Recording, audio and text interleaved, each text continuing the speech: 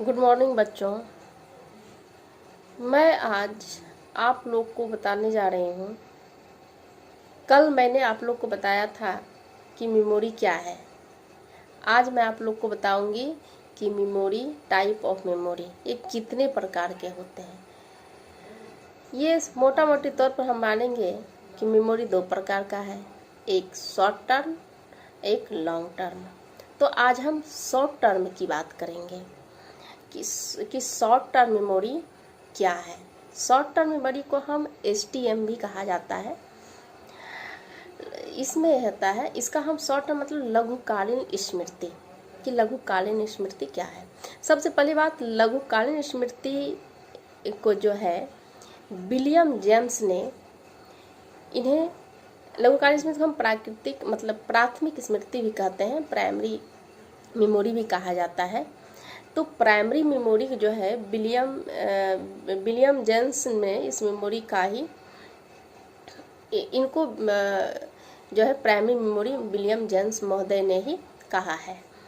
इस तरह की मेमोरी की दो मुख्य विशेषता है कि पहला होता है कि शॉर्ट टर्म मेमोरी में किसी सूचनाओं को अधिक से अधिक 20 या 30 समय तक के रखा जाता है, संचित करके रखा जा सकता है।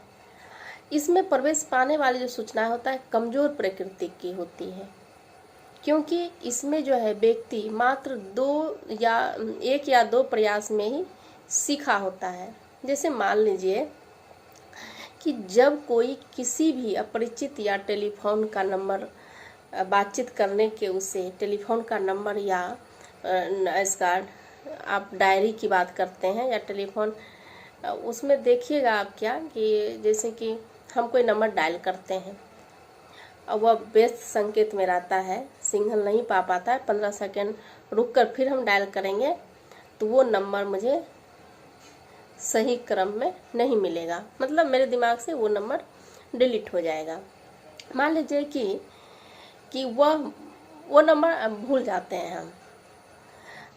इसमें उदाहरण स्वरूप आप देखिए कि लघु अवधि जो है स्मृति 15 सेकेंड का दिखाया गया है। उस अपरिचित के टेलीफोन नंबर के भी मात्र एक ही अभ्यास सीखा गया था। स्पष्ट यह होता है कि STM के मात्र वैसी सूचनाओं से होती है कि जिसमें वर्तमान समय में व्यक्ति जो है वो उसे संचित करके रखता है, तथा जैसे कि मान लीजिए इसे हम सक्रिय स्मृति मतलब एक्टिव मेमोरी भी कहा जाता है और तत्कालिक मेमोरी की भी संचयन भी जाना जाता है। अब हम लॉन्ग टर्म मेमोरी की बात करेंगे। ये तो शॉर्ट टर्म मेमोरी में भी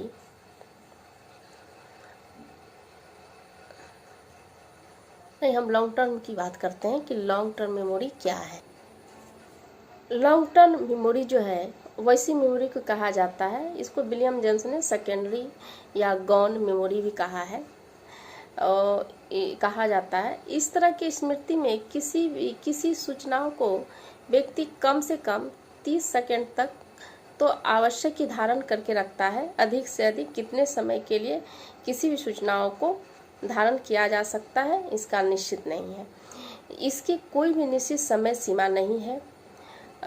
किसी भी सूचना को पूरे जीवन काल तक भी धारण किया जा सकता है या किसी को मात्र 1 घंटा तक ही संचित रखा जा सकता है। जब कोई छात्र या शिक्षक द्वारा वर्ग में दिए गए जो व्याख्यान का यदि हम रिकॉल कर सकने में सफल हो पाता है तो वह कहा जाता है कि व्याख्यान का विषय जो लॉन्ग टर्म मेमोरी में संचित था।